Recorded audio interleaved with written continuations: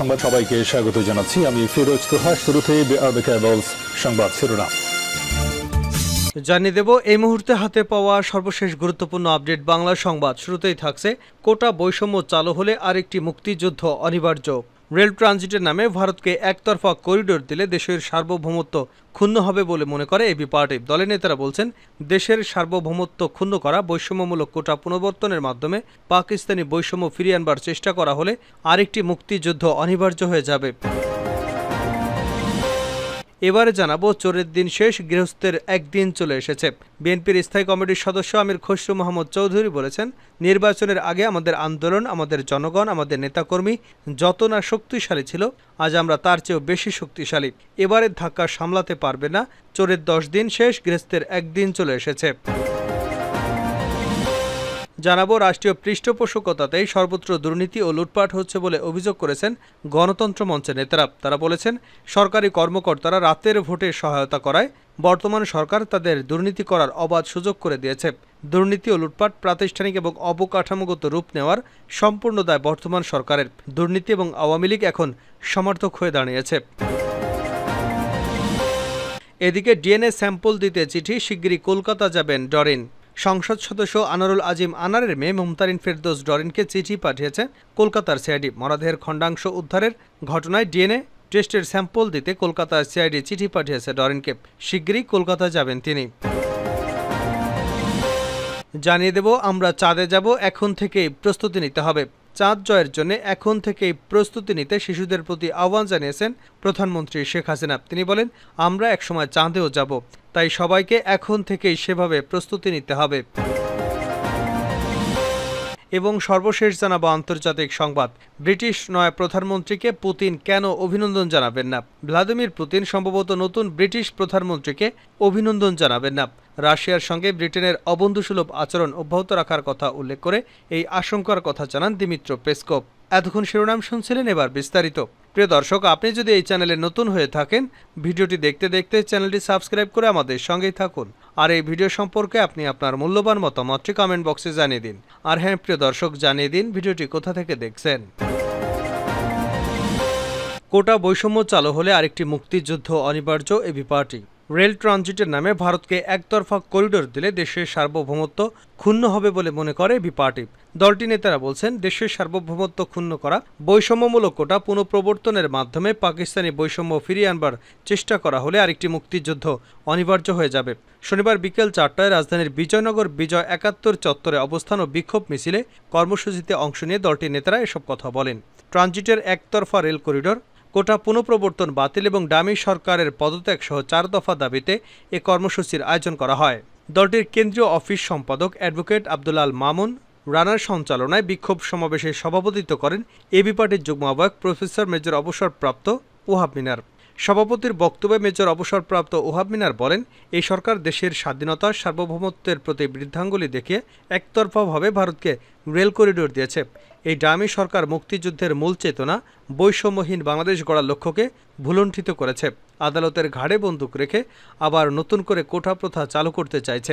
Advocate Tajul Islam বলেন, ভারতকে corridor দিয়ে জনগণের সম্পদ লুটপাটকারীদের সুবিধা দিয়ে আওয়ামী লীগ ক্ষমতা আরও দীর্ঘায়িত করতে চায়। চোরের দিন শেষ, গৃহস্থীর দিন চলে এসেছে আমির খসরু। বিএনপির স্থায়ী কমিটির সদস্য আমির খসরু মাহমুদ চৌধুরী বলেছেন, নির্বাচনের আগে আমাদের আন্দোলন, আমাদের জনগণ, আমাদের নেতাকর্মীরা যত না শক্তিশালী ছিলেন, আজ আমরা তার চেয়ে বেশি শক্তিশালী। এবারে ধাক্কা সামলাতে পারবেন না। চোরের 10 দিন শেষ, গৃহস্থের একদিন চলে এসেছে। শনিবার বিকেলে কাজী দেউরি নসিমন ভবনে দলীয় কার্যালয়ের সামনে বিক্ষোভ সমাবেশে প্রধান অতিথির বক্তব্যে তিনি এসব কথা বলেন। খালেদা জিয়ার মুক্তির দাবিতে সমাবেশের আয়োজন করে চট্টগ্রাম মহানগর উত্তর ও দক্ষিণ জেলা বিএনপি। আমির খসরু মাহমুদ চৌধুরী বলেন, গতকাল পত্রিকায় দেখলাম রপ্তানির $14 বিলিয়ন হাওয়া হয়ে গেছে। বাংলাদেশের টাকায় 1,70,000 কোটি টাকা। সেটা যদি হাওয়া হয়ে যায় তাহলে বাংলাদেশের প্রবৃদ্ধিটা হাওয়া হয়ে যাওয়ার কথা। প্রবৃদ্ধি 5 থেকে 4-এ নেমে চলে আসবে, অথচ খরচ আর জমার মধ্যে ঘাটতি আরও বেড়ে যাবে। তিনি বলেন, আওয়ামী মার্কা যে কৃত্রিম অর্থনৈতিক মডেল সৃষ্টি হয়েছে, সেটা দেশের মানুষের টাকা লুটপাট করে বিদেশে পাচারের। মেগা প্রজেক্টের নামে লুটপাটের, আর রিজার্ভে ডলার নেই, ক্যাশ কিনতে পারছে না, তেল কিনতে পারছে না, মিল ফ্যাক্টরি বন্ধ হয়ে যাচ্ছে, মানুষ চাকরি হারাচ্ছে। এভাবে দেশের অর্থনীতি পঙ্গু করে দেওয়া হয়েছে। খালেদা জিয়াকে নির্যাতনে জড়িতদের বিচারের আওতায় আনা হবে জানিয়ে আমির খসরু বলেন, খালেদা জিয়ার বিরুদ্ধে মিথ্যা মামলা সাজিয়ে যে মামলায় জেলে পাঠানো সহ তার উপর চালানো সব রকম নির্যাতনে যারা জড়িত সবার বিচার হবে, অপরাধীদের শাস্তি অবশ্যই ভোগ করতে হবে। তিনি বলেন, খালেদা জিয়াকে জেলে বন্দী করে রেখেছে মানুষের ক্ষমতা কেড়ে নেওয়ার জন্য। যতদিন খালেদা জিয়া মুক্ত পাবেন না ততদিন দেশের গণতন্ত্র, ভোটাধিকার, মানুষের জীবনের নিরাপত্তা থাকবে না। এই লুটপাট অব্যাহত থাকবে। খালেদা জিয়া কোনো দুর্নীতি করেনি দাবি করে এই নেতা বলেন, যে ট্রাস্টের কথা বলে তাকে শাস্তি দেওয়া হয়েছে, সেই ট্রাস্ট থেকে একটি পয়সাও খালেদা জিয়া অথবা তার পরিবারের কোনো সদস্য নেননি। সব টাকা ব্যাংকেই জমা আছে, সুদে আসলে 4 গুণ হয়েছে এখন। তিনি বলেন, বাংলাদেশের সংবিধান যে কথাগুলো বলা আছে সেই অনুযায়ী খালেদা জিয়ার শাস্তি হয় না। সংবিধানের আন্তর্জাতিক মানবাধিকার ডিক্লারেশন অফ হিউম্যান রাইটসে পরিষ্কারভাবে বলা আছে এই অপরাধ কোনো দণ্ডনীয় অপরাধ নয়। রাষ্ট্রীয় পৃষ্ঠপোষকতাতেই সর্বত্র দুর্নীতি এবং লুটপাট হচ্ছে বলে অভিযোগ করেছে গণতন্ত্র মঞ্চের নেতারা। তারা বলেছেন, সরকারি কর্মকর্তারা রাতের ভোটে সহায়তা করায় বর্তমান সরকার তাদের দুর্নীতি করবার অবাধ সুযোগ করে দিয়েছেন। দুর্নীতি এবং লুটপাট প্রাতিষ্ঠানিক এবং অবকাঠামোগত রূপ নেওয়ায় সম্পূর্ণ দায় বর্তমান সরকারের। দুর্নীতি এবং আওয়ামী লীগ এখন সমর্থক হয়ে দাঁড়িয়েছে। শনিবার জাতীয় প্রেস ক্লাবে এক আলোচনা সভায় মত বিনিময়ে গণতন্ত্র মঞ্চের নেতারা এসব কথা বলেন। সর্বগ্রাসী দুর্নীতি এবং রাষ্ট্রের অভিমুখ শীর্ষক এই আলোচনা সভার আয়োজন করে গণসংহতি আন্দোলন। সভায় বক্তারা বলেন, বলা হচ্ছে বেনজির আহমেদ বা জেনারেল আজিজের দুর্নীতির দায় প্রতিষ্ঠান বা বিভাগ নেবে না, কিন্তু সরকারের অবৈধ ক্ষমতা টিকিয়ে রাখার জন্য আজিজ বেনজিরদের স্বেচ্ছাচারিতার ব্ল্যাঙ্ক চেক দেওয়া হয়েছে। এদের নেতৃত্বে যেভাবে রাষ্ট্রীয় বাহিনীকে ব্যবহার করা হয়েছে তাতে পুরো বাহিনী অকার্যকর হয়ে পড়েছে। একইভাবে এই প্রতিষ্ঠানগুলো মানুষের সাংবিধানিক অধিকার, মানবাধিকার, ভোটের অধিকার হরণ করে দেশকে একটি অকার্যকর রাষ্ট্রে পরিণত করেছে। তারা বলেন, সরকার গণমাধ্যমকে চমক দেওয়ার জন্য এবং জনগণের সামনে আইওয়াস হিসেবে কিছু দুর্নীতির বিচারের মহড়া দিচ্ছে। সরকারের সুবিধা অনুযায়ী হাতে গোনা কিছু দুর্নীতির বিচার প্রক্রিয়া চলবে। এই বিচার প্রক্রিয়া কতদিন টিকে থাকবে সেটা নিয়েও মানুষের মধ্যে সংশয় আছে। কেননা দুর্নীতিবাজ, মাফিয়া, ডাকাতদের আশ্রয়স্থল হচ্ছে আওয়ামী লীগ। এদের সহযোগিতা নিয়েই আওয়ামী লীগ সরকার বিনা ভোটে ক্ষমতায় টিকে আছে। বক্তারা বলেন, দুর্নীতিকে রাষ্ট্রের প্রাতিষ্ঠানিক কাঠামো হিসেবে তৈরি করার দায় দল হিসেবে আওয়ামী লীগকেই নিতে হবে। দলের সভাপতি হিসেবে শেখ হাসিনা এর দায় কোনোভাবেই এড়াতে পারেন না। ডিএনএ স্যাম্পল দিতে চিঠি, শিগগিরই কলকাতা যাবেন ডরিন। সংসদ সদস্য আনারুল আজিম আনারের মেয়ে মুমতারুন ফেরদৌস ডরিনকে চিঠি পাঠিয়েছে কলকাতা সিআইডি। মরদেহের খণ্ডাংশ উদ্ধারের ঘটনায় ডিএনএ টেস্টে স্যাম্পল দিতে কলকাতা সিআইডি চিঠি পাঠিয়েছে ডরিনকে। শিগগিরই কলকাতা যাবেন তিনি। শনিবার বিকেলে সাংবাদিকদের এ তথ্য জানান আনার কন্যা মুমতারিন ফেরদৌস ডরিন। তিনি বলেন, যারা ডিএনএ টেস্টের স্যাম্পল দিতে যাব তাদের চিঠি পাঠিয়েছে কলকাতার সিআইডি। চিঠিটি বাংলাদেশে চলে এসেছে। আমি আর আমার চাচা খুব শিগগিরই কলকাতায় যাব।